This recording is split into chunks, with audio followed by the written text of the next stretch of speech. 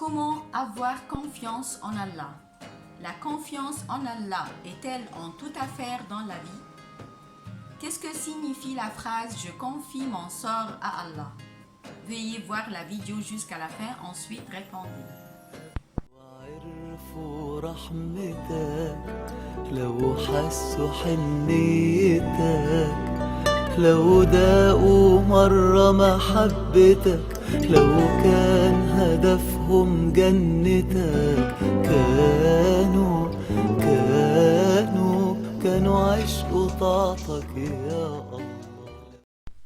La confiance en Allah est la foi des fidèles. Allah Tout-Puissant l'a ordonné à ses prophètes, ses messagers et à ses fidèles croyants, comme il l'a déclaré dans Sourate Al-Furqan, verset 58. Et place ta confiance en le vivant qui ne meurt jamais. Dans cet endroit du Saint-Coran, Allah déclare « C'est en Allah que les croyants doivent mettre leur confiance ». Je cite comme exemple le verset 51 de la sourate At-Tawbah où Allah dit « Rien ne nous atteindra en dehors de ce qu'Allah a prescrit pour nous. Il est notre protecteur. C'est en Allah que les croyants doivent mettre leur confiance. » Et la confiance en Allah se réalise par la sincérité du cœur de la personne qui compte sur Allah pour avoir des intérêts et s'éloigner du mal, que ce soit dans le monde ou à l'au-delà, en tenant compte des raisons même si elles sont faibles et faciles, sachant qu'Allah est la cause.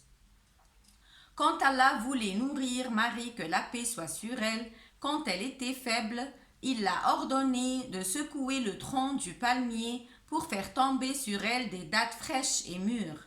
Et c'est à tout moment qu'on doit compter sur Allah. Et je mentionne quelques-uns des exemples dans lesquels les prophètes ont dit « Allah nous suffit, il est notre meilleur garant ».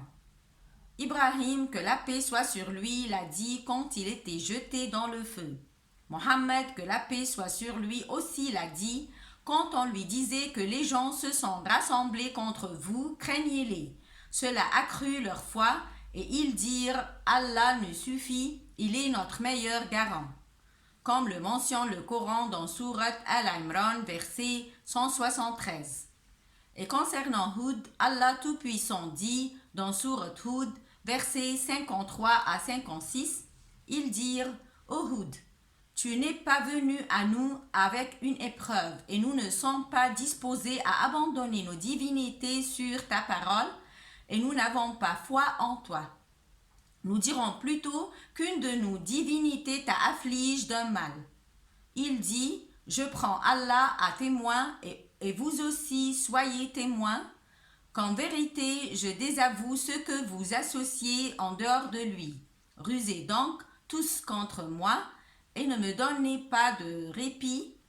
Je place ma confiance en Allah, mon Seigneur, et le vôtre. » Allah a aussi dit à propos de Jacob, que la paix soit sur lui, dans Sourate Yusuf, verset 67, et il dit, désignant Jacob, « Ô mes fils, n'entrez pas par une seule porte, mais entrez par portes séparées.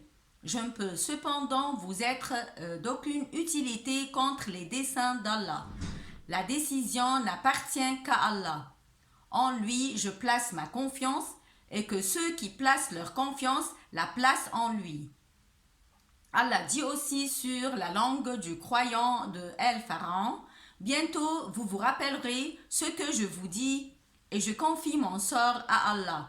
Allah est certes clairvoyant sur les serviteurs. » La phrase « Je confie mon sort à Allah » signifie que je lui confie tous mes affaires, mes intérêts, ainsi qu'Allah qui garde moi à l'écart de tout mal, que ça soit de votre part ou de la part d'autrui. Interprétation Al-Sa'di, page 738.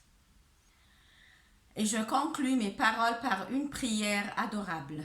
Mon cher frère Aimer Mounib, que son âme soit en paix, m'a demandé de dire dans toutes les circonstances de ma vie, comme l'a dit prophète Mohammed, que la paix soit sur lui. Allah nous suffit, il est notre meilleur garant. Merci et à bientôt. عفوك ورضاك. سامحني يا رب، ارزقني يا رب، اغفر لي يا رب، استرني